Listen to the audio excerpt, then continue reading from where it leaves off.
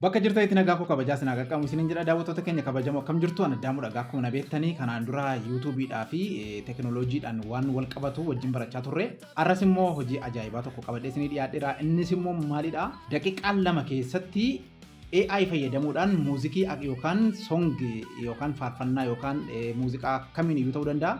Akkamitti hojjechuu akka dandeenyu kutaa kana keessatti waliin baranna jechuudha.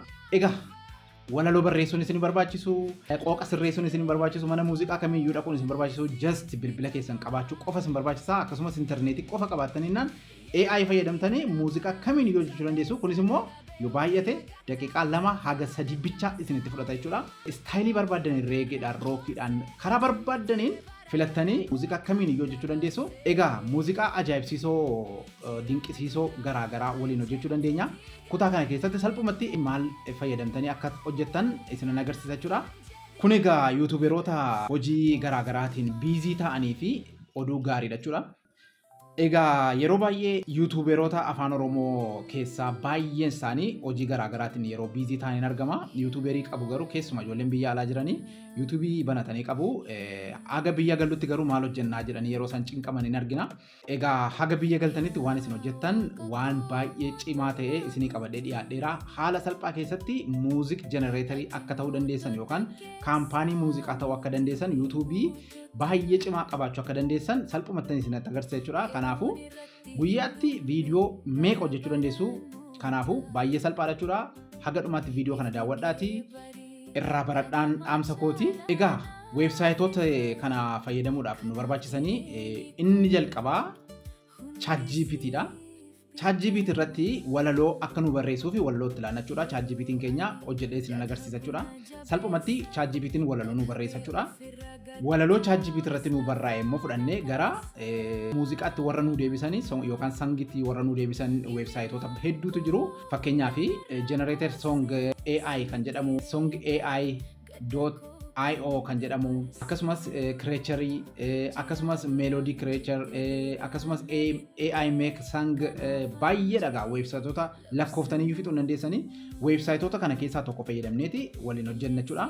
Kana keessaa mee kaane song AI kana fayyadamnee waliin haa hojjennu jechuudha. Salphumatti gara song AI deemneeti akkamitti akka hojjennu baranna jechuudha.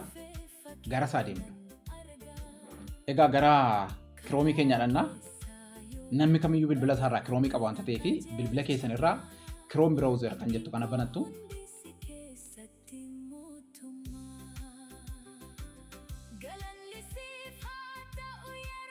Chrome browser kana bantanii gara search button kana irratti dhuftanii maal barreessisu? Iddoo kana jechuudha. Kilik gochuudhaan ChatGPT jennee barreessina. Akkam barreessu kanatti ChatGPT jettanii eega barreessanii booda search gootu. Kunoo weebsaayitii jalqaba irratti nu dhufte kana ChatGPTdha. ChatGPT.com jechuudha. Ishee kilik goona.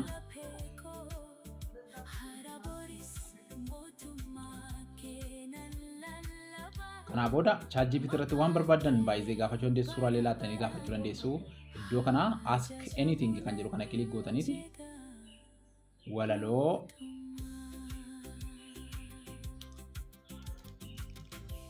faarfannaa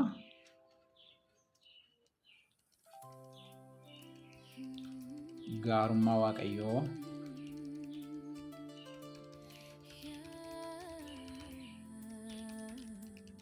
ibsunaaf laadhu yookaan naaf barreessitu. Isin waan barbaadan barreessuu dandeessu faarfannaa warri muuziqaa hojjechuu barbaadanii an kunoo akka itti ilaalleera. Haaluma kanaan naa barreessee jechuudha. Sekeendii gidduutti argitanii sekeendii gidduutti akkuma itti ilaalleen barreessee ilaalu. Barreessee fixeera jechuudha. ChatGPTin amma hojii akkana qal'alchee ilaala. Kanaa booda waan ChatGPT addaatti nu barreesse kana koppii goona. Irratti gadi qabuudhaan highlight egaa gootanii booda iddoo akka koppii gootaniif kan isin eeyyamu kana select gootanii hunda ishee barreeffama kana select gootanii koppii gootu. Koppii gootanii iddoo kana laa koppii isin fida koppii jettuni.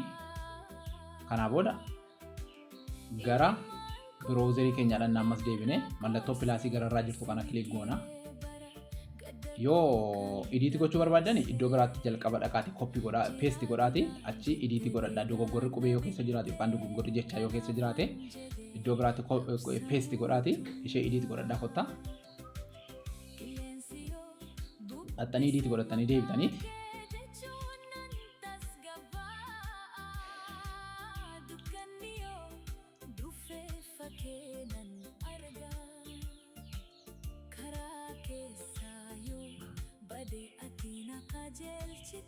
kana booda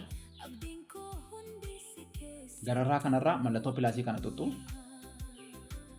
mallattoo pilaasii kana akkuma tuttaniin fuulli haaraan kan googilii irraa isinii dhufa jechuudha. Iddoo kanatti waan an barreessu kana barreessaa songai.io jettanii barreessitu. Kana booda laakuun akka kanatti eega barreessanii booda search gootaniif ishee mallattoo faarfannaa qabdu kana jechuun mallattoo songii kana qabdu kana asii tani kilik gootu. Ishee kana songi AI kan jettee dhufte kana jechuudha. Ishee kana kilik gootu. Kana booda fuula akkasii isinii baasaa jechuudha. Iddoo isin itti hojjechuu dandeessan fuula akkasii eega isinii baasee booda start for free kan jedhu kana kilik gootu. Kana booda googilii keessan yookaan imeelii keessaniin akkasii seentaniif isin gaafata. Continue jettu.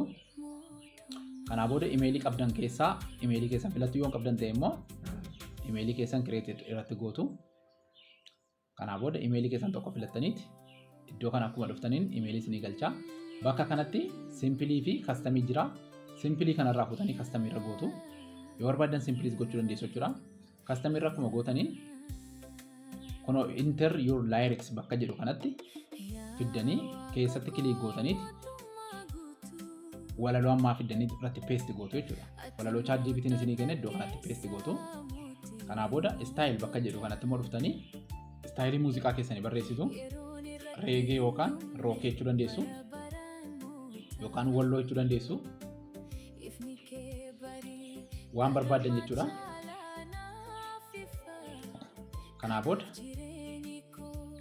taayitilii faarfannaa keessanii yookaan faaruu keessanii yookaan muuziqii keessanitti barreessitu. Kana booda as keessa saala filadhu isiniin jedha. Meelii moo fiimeeliidha.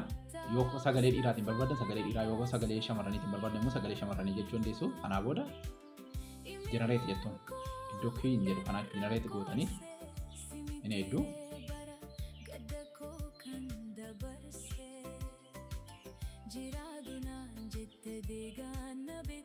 kun isiniin jedhaa jira.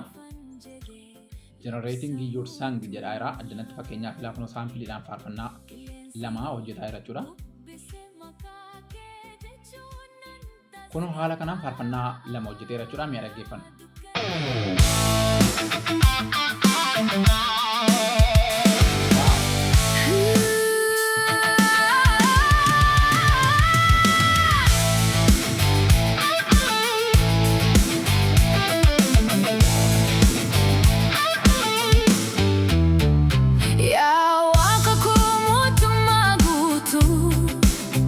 Ati mootummaa keessa mootummaa ifni kee barii caalaa naaf ifa jireenyi koo hundi siif mootummaa yeroo ani dadhabu kun faarfannaa koo jalqabaati. yeroo ani kufu harka na qabda imimmaan koo hunda Baay'ee nama ajaa'ibsiisa. jaalalli kee keessa hindumu mootummaa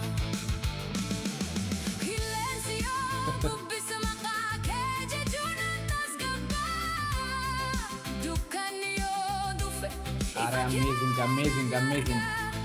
karaa keessa yoo bade ati na qajeelchita abdiin koo hundi si keessatti mootummaa. Kun haala margitan kanaan faarfannaa bareedaa vookaalii bareedaadhaan filannoo wajjin isinii fida.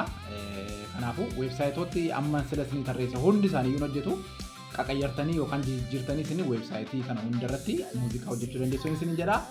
Akkamitti akka viidiyootti jijjiirtan immoo kutaa itti aanu gara biraa irratti qabadhee isinii dhiyaadha. Viidiyootti illee jijjiiruu dandeessu suuraa keessanitti laattanii yookaan suuraa inni kastamiidhaan isinii laatu fayyadamtanii jechuudha.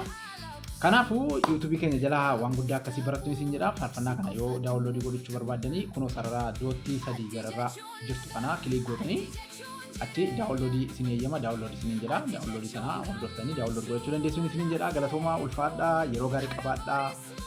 Guyyaa gara biraanaa argachuudhaaf YouTube koo kana subscribe godhaatiin eegan isin jedha. Guddaa galatoomaa naddaamuun ture.